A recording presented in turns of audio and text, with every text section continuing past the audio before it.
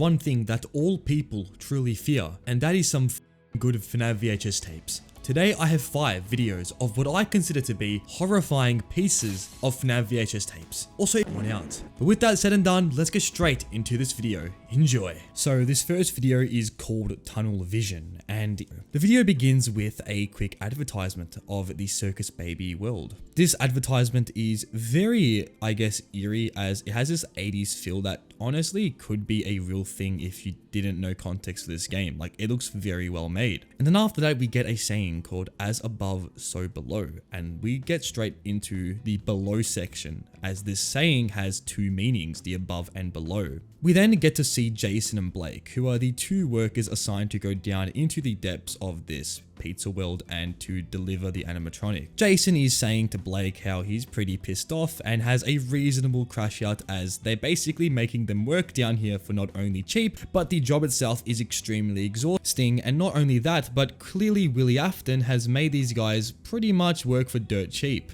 Bro's crashing out. It wouldn't be so bad if they at least let us use the elevator. Yeah, well, I'm not going against company policy because you decided to skip leg day, pal. Hey, screw you. But yeah, Blake isn't really one to argue and just kind of says, "Look man, I'm doing the same thing as you, why can't we go down there and complete our job?" Jason soon eventually goes with Blake, not after having a little bit of back and forth, saying how this company is if these 2 knew what was going to await them, they would probably rethink their current situation. But enough foreshadowing aside, we then go down to this bunker-like area. The place is extremely confined, and I can't lie, if I was down here, I'd already be on edge, as this place looks like a test lab. But after that, Blake does a very normal thing and opens the door and enters the room. However, the maintenance panel begins to stuff up, and as soon as we know it, the place is kinda locked down. We then get a quick image of Funtime Foxy, who seems to awake, and all we can do now is pray that Blake makes it out okay. But anyways, the authorization system is holding Blake captive. However, Jason is going to go ahead and grab the key, which they can use to escape. However, it's not long before Blake realizes the severity of his situation, as he walks across the room, he finds a massive glass just shattered. This clearly means something is out of containment, and when Blake realizes this, it all is too late. Oh shit. What the hell is that robot?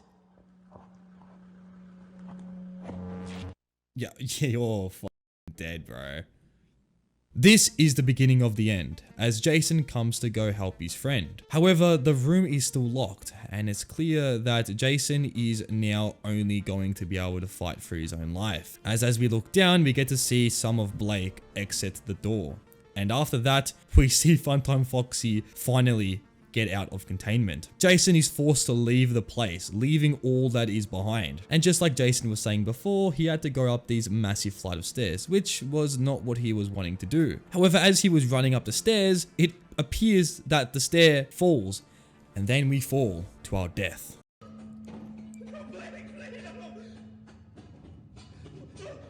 Yeah, those 2 flight of stairs don't look so bad now, bro. Climb those. Oh, shit.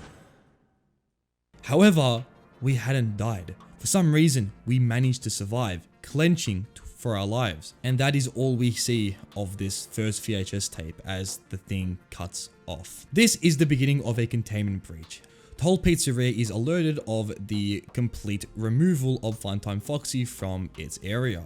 However, the admin decides to override this access, which is clear that whoever is operating this place clearly is not afraid or upset that this has happened. We then cut to a time skip where a little girl is going to go ahead and enter the hide and seek section. The place is closed off, so clearly the company doesn't want anyone in the slide, but the little girl goes in the slide nonetheless. And with that, we get to see the absolutely confined space that is this tunnel. It's pretty much a average tunnel that you will see at like a theme park. It's just a massive hole. However, something is off about this tunnel, as it appears to be too quiet. And as we know, when things are too quiet, usually that's a sign that something is there. And the further we get into the slide, eventually we find what that thing is. 2 eyes can be seen, and with those eyes, we can then make out that this is Funtime Foxy. Funtime Foxy begins to talk to the girl and says, Hello.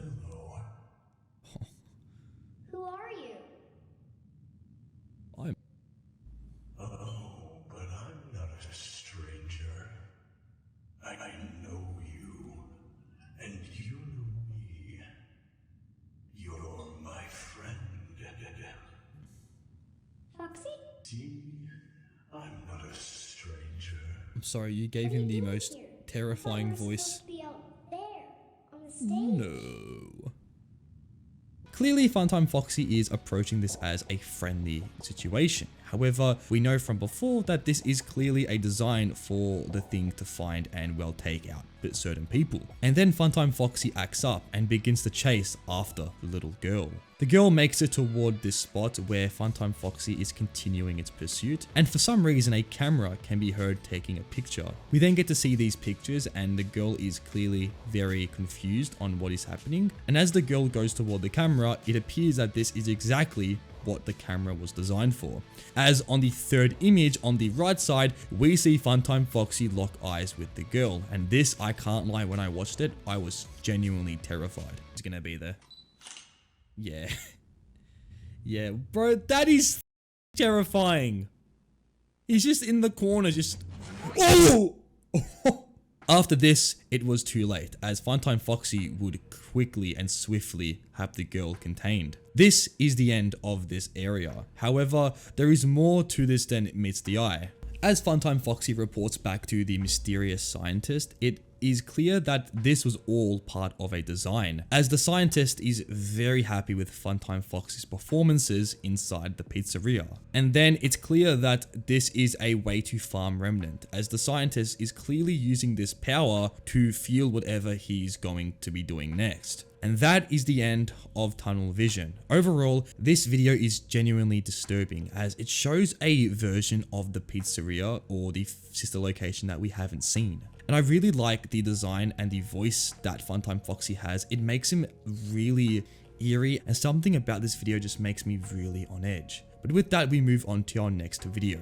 So let's move on to our next video here called Abandoned Childhood. This FNAF VHS tape is quite short compared to our first video. However, it still has that really unsettling terror that that first video had. So with that, let's hop straight into it. The video begins with the main character rocking up in their car. We arrive very much excited to explore the abandoned Freddy Fazbear's Pizza. Interestingly, if we look up the Freddy Fazbear Pizza, the location is actually that of the hoax location that used to be up a long time ago. Anyways, with that, we then make our way toward the door. For some reason, the door is actually unlocked, so we're easily able to open the door and enter inside. However, as we enter, we hear a thud behind us. The sound scares the main character, and it appears that whatever had this place unlocked also doesn't want us inside. But enough said, we move around and end up finding the Freddy Fazbear animatronics. We see Freddy, Bonnie, and Chica, all in their unwithered states. I found this really cool, the fact that we get to see the unwithered characters in their full glory. Not in their FNAF 2 states, but also not in their FNAF 1 states. But yeah, with that, we see all the animatronics. However, a key animatronic is found missing. This is Chica, and it's unsure where she really is. But we're not too stressed about this, as just seeing the animatronics makes us just a little bit more jolly, if one could say.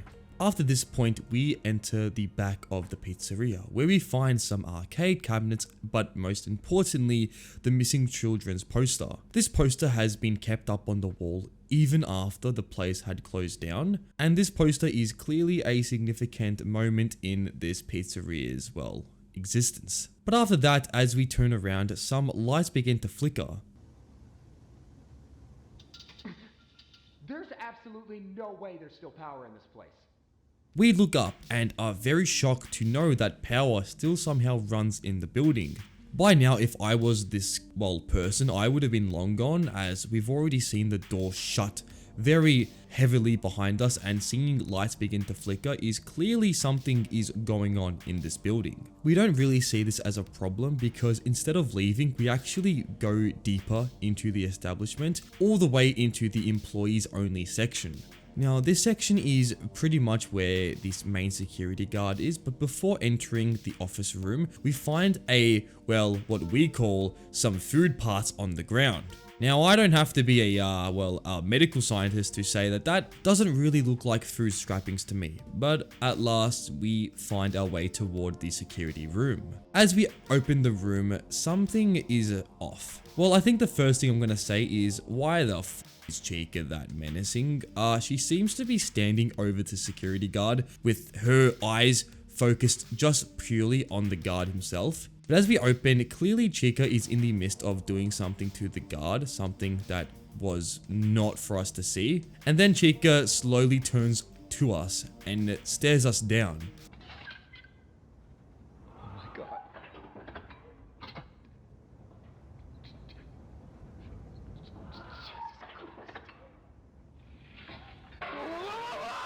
We also hear its mechanical insides and some like chicken sounds that accompanies the animatronic. But at that point, Chica's beak begins to clench and we have to exit this pizzeria as soon as possible. We run straight toward the main door. However, just like before, the main door doesn't budge and we seem to be locked inside. And as we turn around, Chica stands back, staring at us. And then to our right, Freddy appears and their eyes begin to turn white. This is absolutely terrifying. If I was in this person's situation, I can't lie, I'm gonna try and throw some hands, but look, who am I to speak? I can't even throw hands with Helpy for all I know. But anyways, we then try to break the window and eventually we actually manage to break open the door. We then barely escape and that is the end of Abandoned Childhood. This video is short but straight to the point, and I really love how they show the pizzeria in its unsettling atmosphere. Like, it feels alive, but at the same time it feels like a chapter is closed and this place should be never opened again. But truly, this video is one of the more, I guess, tamer entries as we get later into this video. But with that, let's move on to our next video. Alright, moving on to our next video here. This one is called The TV Sang To Me, Nightmare Fredbear. Now, it's a shorter video, however, it still has that really raw and terrifying nature to it. So without further ado, let's hop straight into it. So the TV Sang To Me begins with a radio call. What is happening is there's a babysitter who is talking to a police officer explaining her current situation. She believes that someone is in the house with her and that the baby isn't safe. The dispatch officer is trying to understand where this woman is located, asking for the address. The woman is very distressed, asking if they could please just hurry toward her. The dispatch says that the officers are on her way, and the dispatch officer then says, could it be the owner of the house? The babysitter replies, no, I haven't seen them, but I can hear them moving around. She then adds on a very crucial piece of information. It could be an animal, I'm not sure. An animal? What would an animal be doing in a house? The dispatch officer asks the woman, how many children are you watching tonight? And she replies with just one, and that he's safe in his room behind me. The woman, being very distressed, starts to hear the sounds and they begin to go through the phone. The unit is on its way, ma'am. Everything will be okay. Just stay on the line with me, okay, hon? Are you hiding anywhere right now? I think it's a bear. I can hear it. Okay, ma'am. There's no need to panic. Our officers are well trained with wild animals. But this doesn't seem to be an animal. It seems to be something even darker. The dispatch officer says, ma'am, can you please stay on the phone? However, the babysitter is not speaking. She's clearly hiding. And then we hear the monster start to go closer. And the woman cries, don't come any closer. I've already called the police. However, after hearing this, the monster goes closer and then lets out a massive roar. Ma'am, please respond. The officers at the front door. Please leave me alone. End of message. And that is the last we hear of the babysitter, and then the phone cuts. We then get a really cryptic message saying the house woke up that night with an image that appears to be something going on fire. And after this, we see an animation of a quite cute bear just walking through this sunny place. The song is saying something about waking up and you don't have to worry. And then it continues to repeat this exact same thing. And it keeps repeating, you are living a dream, over and over and over again. Can't lie, this animation is super cute. However, there is a deeper, darker meaning to all of this. And what comes next is just disturbing. We are underneath a floorboard, and looking up, we see a massive yellow bear staring right back toward us. The bear has a bunch of stains all around it, and it looks lifeless, but at the same time full of, well, something. The bear stares and grins at us as we stare back at it in absolute disarray. The bear looks at us, seemingly wanting to eat us. However, when the sheriff department begins to knock on the door, the bear looks up, and it appears that the bear is not happy. It then begins to roar, and what happens next is quite strange. The floorboard begins to make itself, and this is very strange. I can't lie. It appears this bear has not only power in terms of physical dominance, but it can also shapeshift the area around it. We then cut to a police officer entering the house, and it looks up and sees a purple bunny staring back at the officer. The bunny seems pretty strange. I mean, if I was this officer and I saw this, I can't lie, I would genuinely just make a run for it. I am not f***ing with this. But anyways, the officer then requests for backup, and then looking at the bunny, it then begins to wave and starts to put its hands up, clearly cooperating with the officer. The police officer then says, "Turn around and walk towards my voice." And at that point, something strange happens.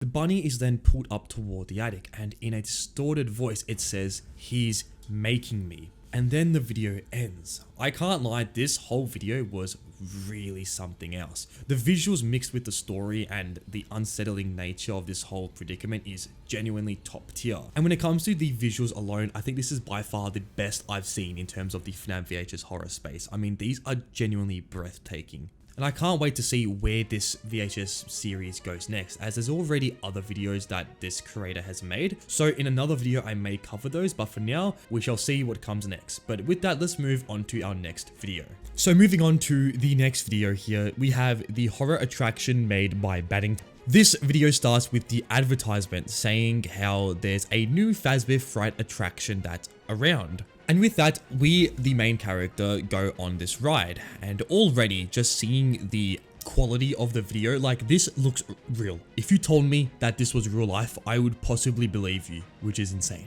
But the line itself is quite large. Clearly this is a popular attraction. Eventually we make it toward the front of the line, and we have our friends that are Jessica, Derek, and there's another person, but I forgot her name. I think it's Vanny. But yeah, we have a little predicament as the ride only can hold 3 people. So we, being the brave person that we are, say we are gonna go alone. Actually, Derek tells us to go alone, you know, being the great bro that he is. But anyways, with that said, we hop straight into the ride, and just going on this thing, yeah, this is crazy how it's even allowed to be up. Like if I was on this ride, I'd low-key shit myself, genuinely. There's a lot of jump scares. There's also missing children. There's the faces of basically disturbing stuff. Okay, I'm gonna keep it real. I like how they had Broken Bonnie singing London Bridge is Falling Down. If you don't know where that's from, it's from FNAF 2, the OG trailer. Come on, guys. We also have Chico, who is saying Baby Bird, and this is a reference to one of Battington's other videos, which is equally as terrifying. But let's get into that another time. But yeah, I like how he referenced his other works in this video. Amazing stuff. We keep going on the ride and we see the missing children. I'm sorry, even if these are props, why are they on the ride? Because these might be props, they might not be props. We don't know. You know what I mean? Anyways, that all leads us to the 1987 portion of the ride, which has the toy animatronics. These things look just decrepit. I mean, have a look at these things. They are broken. You can see inside the endos. Yeah, they look really roughed up. Yeah, they look really Freaky. Oh, she freaky. She the freakiest. But all of a sudden the ride stops working and the yellow light turns on. The phone dude is saying that this is possibly a error. It may be even a false alarm, so whoever's on the ride remain in your seats. So we do that. We wait the whole 8 minutes for this ride to go back on. However, George, the main character, is starting to wish that he begged Vanny to come with him, as he's possibly starting to be a little bit freaked out of this error.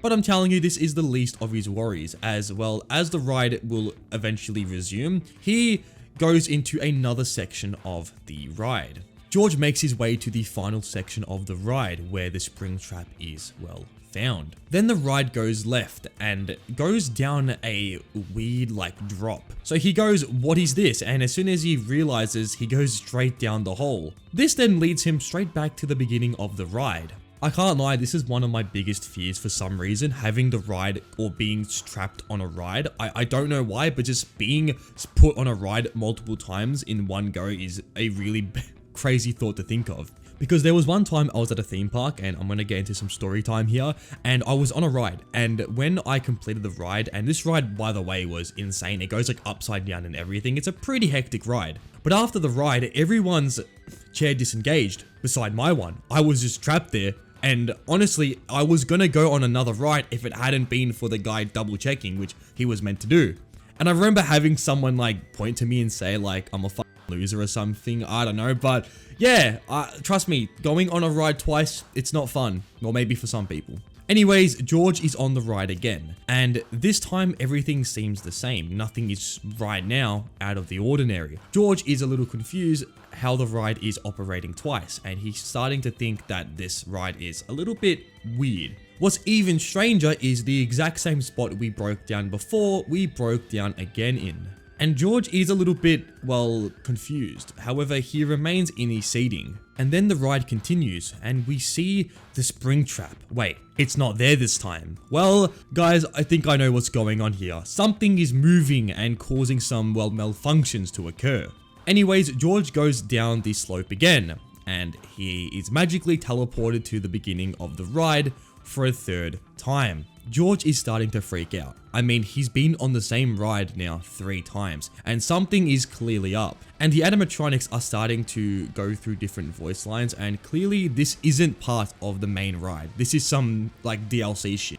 But as George is going through this third time, a weird puppet can be seen, telling George to turn back, and it's not too late. However, the ride continues, and George is placed right back to the spot he broke down those past 2 attempts. As the trolley stops, we see what appears to be a rabbit. The rabbit appears to go inside this room, and that's pretty much all we see of it. And immediately George gets out of the trolley and goes straight toward this room. George is able to open up the door. However, as he goes into the room, he appears to be placed right back at the beginning of the ride.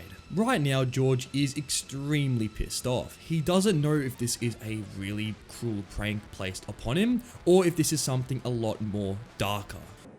The hell? Get me off the ride! It's not funny anymore! It's not funny anymore!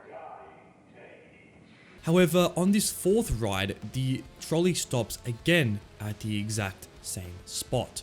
George gets out of the trolley and places the camera down. He then starts contemplating the chances that this is perhaps a dream. He has been drinking this night, and maybe all those drinks have finally caught up to him. And he stands there complexed and completely dazed, and honestly, it's a really grim situation to be in. As George is just staring off into the absolute abyss, he starts singing London Bridge is Falling Down, and if we look at the time code, it appears about 20 minutes have passed. However, as George is just staring off, he somehow catches the bunny staring back at him, and as George makes eye contact with the bunny then completely retreats into this locked off room. George is not around. He goes straight toward this room, and then we see the room for the first time. It is like a backstage room with all these endoskeletons just placed across the room, and there's another door that leads to another place. However, as George goes into this second room, he is then transported straight back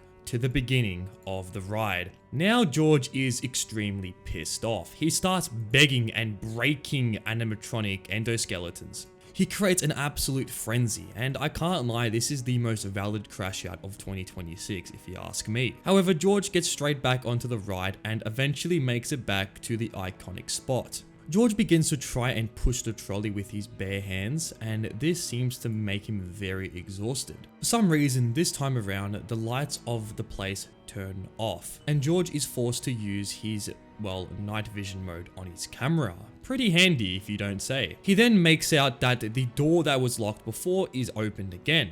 And as George enters this room, he finds the bunny, this time trying to open the second door. And as George goes toward the bunny, it then falls backward, revealing an endoskeleton placed on its head. George is very confused, thinking, what are all these endoskeletons doing in this attraction? He hadn't actually noticed that there was a back room in this place. As George goes across, he then starts saying how he doesn't want these endoskeletons moving. I think this is a reference to Security Breach, and if you don't know, in that game, if you don't look toward endoskeletons, they run towards you. Pretty terrifying stuff. But as George goes and continues to adventure this part of the, well, attraction, he finds some yellow and black tape. Clearly, whoever is operating this place doesn't want anyone inside this room. However, George, desperate for a way out, ignores this tape and proceeds into this boarded off room. We then get a classic FNAF 1 like checkerboard look, which is very nostalgic, and the place is described by George as absolutely freezing. George bravely walks toward this mist, and eventually he finds a door. In front of the door, it says Springtrap, and honestly, if I saw this, I know we don't have a way out and this might be the only way we can go, but f that, I'm not doing it. George, being more persistent than ever, decides to walk through this way, and eventually that door, which was closed before, opens. We then hear Vanessa finally speaking to George. George is very skeptical of this voice, as at first it may have been Vanessa, however the voice distorts and eventually becomes very hostile.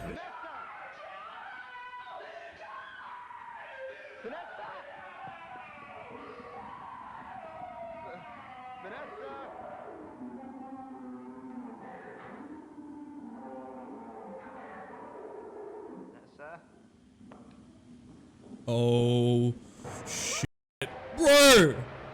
What the fuck? Oh. It's trying to get through? Bro, what?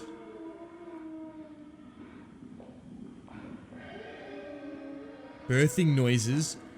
Oh, you have to be kidding me. It's giving birth to Springtrap! All in all, George barely escapes this predicament, with the massive Freddy Fazbear head nearly engulfing him whole. And then in a terrifying manner, the subtitles say giving birth sounds, and then Springtrap is formed out of this Freddy Fazbear head. Now it's time to leg it, as George looks the other way and runs. However, the door to get out is shut, so basically George has to punch this door until it eventually breaks through. Conveniently, as George opens this door, the ride, the trolley, ends up going toward him. So he gets on the trolley and tries to escape. However, the Springtrap entity chases behind him. George barely manages to evade Springtrap's attack, and now it's time to get out of this, well, attraction. The ride moves on, all the way until it reaches that exact same drop. However, this time it doesn't go to the front of the ride. In fact, it goes toward the ending. George is finally free. Now he's able to escape this attraction. However, as George begins to exit, we hear some sounds, and then the bunny appears, starting to groan and move toward him. George is freaked out, and trying to get back into the attraction to find some safety, he ends up finding a grisly fate, as one of the carts goes all the way around and ends George's life. This is the end of this animation. Overall, a fantastic rendition of FNAF 3 made by Battington. This is by far one of my favorite VHS videos, as it encapsulates a horror that I relate to very well with my experience at that theme park. But not only that, it gives this more like ghostly feel to the FNAF 3, which I really love to see. And it's just a unique premise for a FNAF VHS tape in my opinion. So let's move on to our last tape for this video. It's tape with the main character, who I don't believe is given a name. Now, Freddy Fazbear's Pizzeria have given this paranormal investigator a chance to go inside the place and investigate some of the, well, crazy stuff that's been happening there. As we go ahead in our van, we give a quick little rundown on what to expect in this place. Some of the things that are listed is that there was a bunch of kids who reported in the restroom there was a weird face looking at them in the mirror speaking cryptic languages. To add on to that, there's also been a bunch of instances where the animatronics have been moving around the restaurant during the night shift. And basically, there is some weird stuff happening at FNAF Vhs. But after this, we go ahead and grab our box, which has all of our equipment, and we make our way inside the building. Entering the building, the place is actually powered down, as due to the spirits, we have to make sure we can capture them, and with the power on, it may be harder to actually do this. I'm getting some serious phasmophobia vibes here because not only that, but the equipment is just exactly like it's from the game. And I know the equipment is not just from the game, it's people actually have this equipment, but I just found that parallel pretty cool. Anyways, with the power off, we make our way toward the main stage, and seeing the animatronics was very disturbing, I must say. Especially how they look in the dark. I mean, if I was this paranormal investigator, I would have left the building about 5 minutes ago, even before entering. But anyways, we place our crate down and pull out 2 items, the EMF reader and this, I guess, temperature thing. We then grab the reader and begin to go around the pizzeria looking for a signal. This signal would soon to come, as right on the main stage we would get a reading of EMF 5. This means that the spirit is right there, so we go ahead and start to open up the spirit box. The reason we do this is we're trying to get the spirit to actually speak to us, to try and uncover what's happening in this pizzeria. And with that all said and done, with the spirit box down, we begin to try and talk with the spirit. My name is Sean. Can you say my name back to me? Sean. Whoa, here we go. Okay, just so I can make sure that wasn't a coincidence, can you say my name again? Sean. Very soon we start hearing a response, and we begin to uncover this spirit's name. The spirit is named Susie. We then ask it more direct questions like, how did you get murdered? And that is where we uncover that a bunny was responsible for this incident. And as we begin to uncover more of the truth, we ask Susie, does that mean this person was dressed like a bunny? Where Susie replies, yes. After that discovery, we turn off the spirit box, absolutely shocked at what we've just uncovered. We then check our camera if we recorded all that, because this can be used for the authorities to track the true culprit that was responsible for this. So we then check the camera and we go ahead and turn back on the spirit box to try and communicate more with the spirit. We then again ask if there are any spirits still in the room with me, please make your presence known. The presence we would get is different to what we got before, because as we are walking around the room, a chair can be heard being pulled out. This was very unnerving even watching this, as the atmosphere mixed with the uncertainty of what these spirits are capable of makes this video very disturbing. And not only that, our main character seems to have this calm, really cool personality that really makes the situation a lot more, I guess, not as terrifying as it would be if you weren't an experienced paranormal investigator. We will then hear the spirit talk with us, and it would say, off. We are unsure on what off means, so we ask, do you want the flashlight off? Which it responds by turning it off. It then responds again, off, and we are very confused. However, it then says noise, and with that we go ahead and turn off the spirit box, which was making quite a really annoying sound, I must say. But with that, we then ask the spirit, can we have a conversation with you? We then turn on our flashlight, and we catch a really disturbing glimpse. A shadowy thing can be found on the arcade area of the building, and we can barely make out a silhouette of a person. We start freaking out and heading toward the arcade to, I guess, investigate whatever this was. If I was this person, I would have left the building by now. I would not have stuck around for that, I can't lie. So there was a head that was clearly sticking out, so as we go ahead and check the arcade, we find no clue where the, spirit is. That is until we make our way toward the restroom, and the door begins to slowly open. When this happens, it then shuts, and we freak out because clearly whatever this spirit is doesn't want us moving toward this location. The main character says how he would have actually went inside the restroom to see where the spirit is, and I can't lie, I would not be following a spirit. I don't think this is a good idea, but I mean, As I said before, this is a paranormal investigator. He's possibly used to this kind of work. We then say how we may rewatch the footage to get a better look at whatever it was, and then we actually do so. The main character then says how he sees the entity. By rewatching the tape, we can clearly make out that the entity is there staring at us at the arcade. We then decide to turn back on the spirit box, as it's been a while since we've actually used it. As this happens, we hear a strange giggle. We then turn around and see a young child just giggling. If not, then I'm probably gonna call it quits for tonight. Holy shit. Oh, that was something. That's gotta be. This honestly kind of freaked me out. I mean, imagine being in this guy's spot, right? You're hearing all these like anomalies, all these spirits, and you're just forced to kind of investigate further. After that, we follow the little child who is at the back of the pizzeria. We venture all the way back here, and we do end up finding where Freddy actually is, just sitting at the back of this spot. We're a little bit concerned why Freddy would be placed here, but enough of that. We then go ahead and set up the Ovulus, which is apparently the big boy when it comes to spiritual speaking. This Ovulus device is very good at its job, as we put it down, we immediately get a response from Freddy. We ask Freddy for its name, and it replies Gabriel. We then start asking similar questions to what we asked Chica, saying how did you get here and why are you possessing animatronics?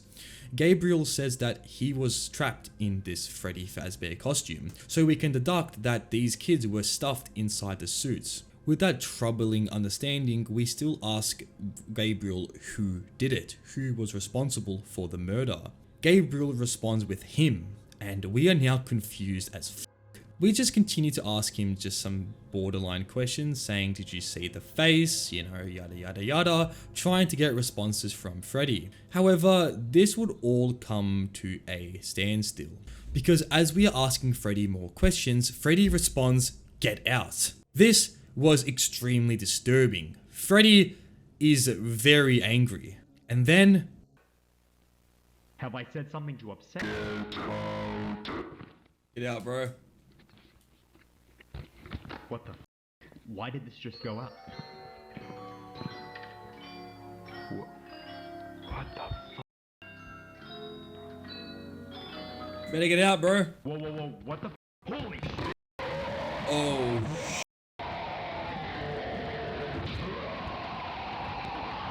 oh.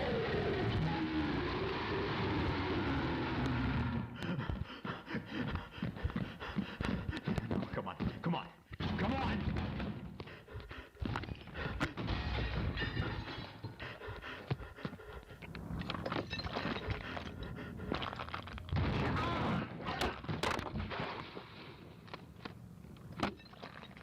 What just happened, I can't lie, is super insane. So let's go through what potentially would have happened at the end of this video. What I believe what would have happened is, as Freddy says to get out, he would have detected William Afton's presence inside the building. And to try and save the investigator from being one of Afton's victims, he then tries to chase the investigator out. This does work, however, William Afton was already a step ahead and managed to use his shotgun to take out the investigator's life. Overall, it's a pretty disturbing video and by far one of the best investigating videos that I've seen in the FNAF Vhs space. And it definitely has a soft spot for me, as I really love these like unnerving but like at the same time realistic situations that could happen in the FNAF universe. And with that, those were all the FNAF VHS tapes for this video. I want to quickly go ahead and thank every single person who made these tapes. I want to thank the following channels. For the video Abandoned Childhood, thank you to Valox. For the FNAF 3 ride, thank you to Battington. For the TV Saying to Me, thank you to Foxy Faction 72.